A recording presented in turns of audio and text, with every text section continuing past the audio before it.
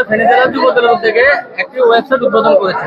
যে আপনাদের যে ওয়েবসাইট, এই ওয়েবসাইটে কিভাবে ব্যবহার করবে এবং এই ওয়েবসাইটে কিভাবে ঢুকবে, এই বিষয়ে আমাদের একটু জানাবেন। ধন্যবাদ। আপনার যিনি প্রশ্ন করছেন, আপনাকে উনি ভালো প্রশ্ন করছেন। এই ওয়েবসাইটটা উদ্বোধন করার পরে জনাব খন্দকার নাসির ভাই যেদিন উদ্বোধন করছে ওই দিনে এই বিষয়টা নিয়ে একটা ক্লিয়ারেন্স দেওয়া হয়েছে।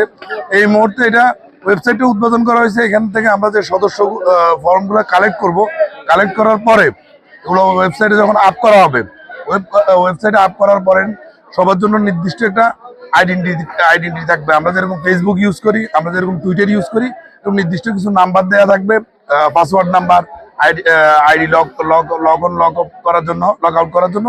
ঠিক এই সিস্টেমে যখন পুরো সার্ভারটা যখন ওপেন হবে, কমপ্লিট হবে, তখন যারা এটার নাম্বার পাবে তারাই শুধু এটাতে ঢুকতে পারবে, এন্ট্রি করতে পারবে বা এক্সিট করতে পারবে।